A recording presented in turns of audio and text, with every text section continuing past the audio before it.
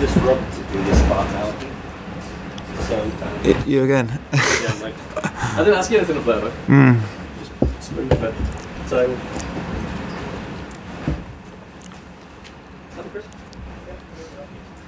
Gareth, good to see you, mate. Well, it's quite an extraordinary landmark you're on the verge of. Has it sunk in yet? Not really, no. Because when I think back from my debut, playing that first game, you know, to hitting this number I'm about to reach now, it's you know, everything's gone so quick in between. So it's certainly something when I do end up finishing, I'll sit back and be really proud of, and try and take in what's happened in between a bit more. 633 games. It will be, hopefully, on the day. That's a massive number. Did you ever think you'd get anywhere near that? No, not at all. You make your debut as a young kid, and you just focused on different things. You're never setting yourself a target like this. As you hit certain landmarks along the way, your 100th and so on. Even when I played 500, I'm thinking, you know, you're coming towards the end of your career. You're not expecting to play that many more games after that. So yeah, I'm really proud, as I said, to have been able to keep going. But I think it's helped me that I have approached it like that, not sort of set myself any targets, taken a season at a time, tried to keep myself in the best shape, keep my focus on your job, try to enjoy it, drive into training, enjoying it still, and yeah, it's a fantastic life I've been living. So you know, keep it going. You say keep it going. Whenever you reach those various landmarks, people like me say to you, "How much longer are you going to go on?" Yeah. You start seeing the end. Do you have an idea of how much longer you want to play? No, I don't really. I'm happy you're asking these questions where I'm still feeling good, and you know, while I'm feeling good, I'm happy to answer and say, you know, I'm feeling good still. I just want to go as long as possible. Any ex-player that I've spoken to and all my family keep saying, play as long as possible while you're still enjoying it, while you can, because there's going to be plenty of time after to sit back and do different things. So. You know, I'm happy now to be at West Brom working under Tony, still enjoying it, and keep going. What sort of reception do you think you'll get at the Emirates?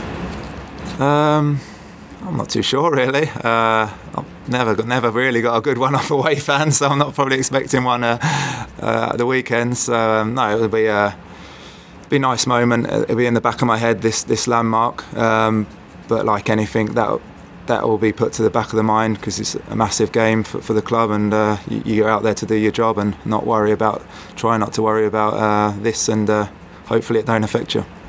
You've won the Premier League with Manchester City. I mean, no disrespect to West Brom saying that, you're still playing in the top division at the very top level.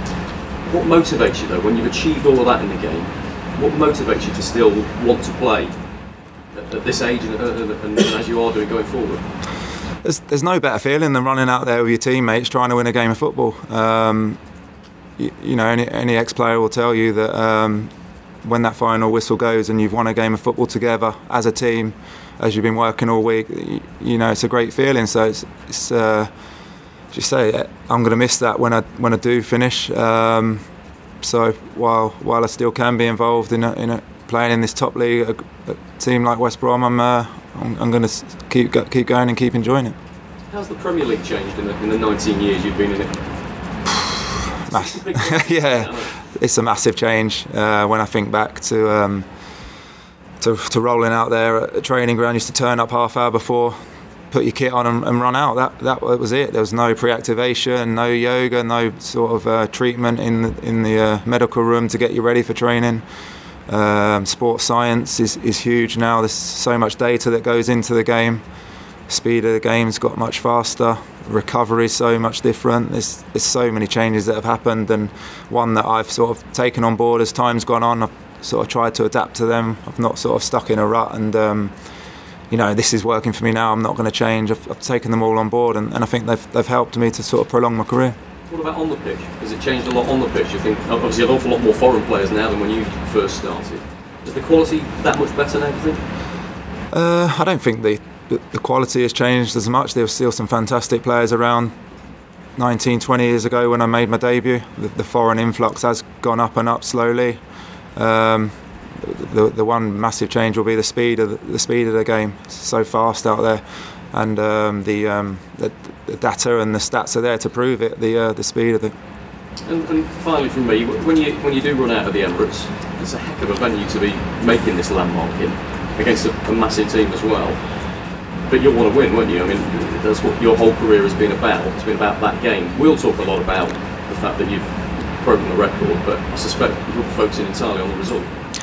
That's it. That number that I will achieve will be an individual thing, but this football's about a team game, and no matter what you've achieved, if you don't get a positive result, you're going to be dampened. So my family will be at the game, and anything other than a positive result, there won't be a smile on my face. It's crazy to look at it like that, but this is a team game, one that I'm delighted to be involved in, but my focus will be winning the game, as crazy as it sounds after all these years. Final question, one more if that's okay.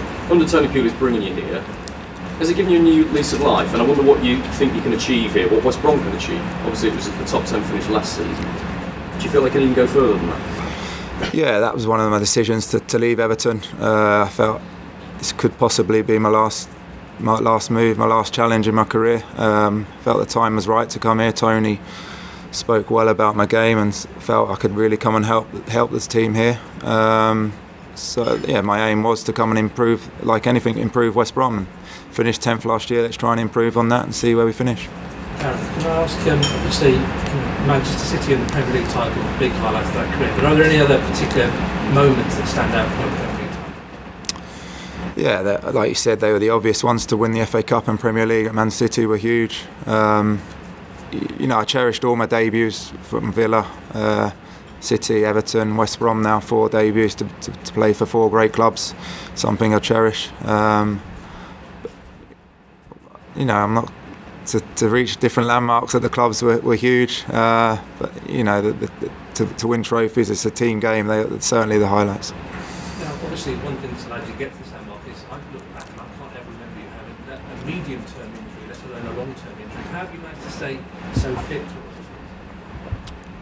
Firstly, I'd say I've been lucky. Really, I can't say I've done stuff anything differently to a lot of the other players, because that would be a lie. I've certainly tried to look after my body as best as I can and try and recover after games, try and prepare for games in the right way. I've always kept my focus. In this, you're playing at a top level as an elite athlete. You've got to keep your focus. You can't take your eye off the ball for 1 minute, because eventually you're going to get caught up at. I've count myself lucky more than anything. And do you still have that same enthusiasm when you step out to the pitch as you did at Hillsborough all those years ago? Yeah, I feel I do. I think if you speak to the boys in training, whether it's a training or out there the game, I'm desperate to go out there, give 100% and win a game of football. That desire is still in me, and that'll be the time that I decide to stop when that comes out of the body, and that's the time to finish playing. Gareth, what's been your favourite game, apart from obviously finishing the title, but in terms of Premier League? There was one you look back on, there was a ding dong, or favourite game would be when we beat Man United 6-1. I think it might have been the first time I've ever won at Old Trafford. So to do it in that dramatic style, it was nice to get a monkey off my back to win at Old Trafford. To do it for Man City in a derby and to do it in that style was probably the best game I played in. Funniest moment? Maybe if you get injured in warm-up on Monday.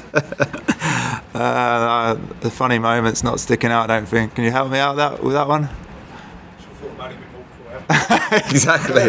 How's training been? Is there a little part of you that's putting out a little bit because you want to make sure you're okay for Monday? Well, Tony's obviously looked after me yesterday. I wasn't involved in the game, so he's hopefully trying to keep me fresh for the game on Monday. But I'll just prepare for the game as normal and try and do my job. Well, mate, enjoy it. Thank you very much. Charlton game, you scored at both ends, I think, quite early. Yeah, that was quite a moment. I was gutted to score an own goal. I'm not sure what happened. It hit my head at a near post corner, so to put that to bed 5 minutes later and score the right end was perfect timing. I remember it well, that one. Okay, guys. Well, Gareth. Cheers, boys. Thank you.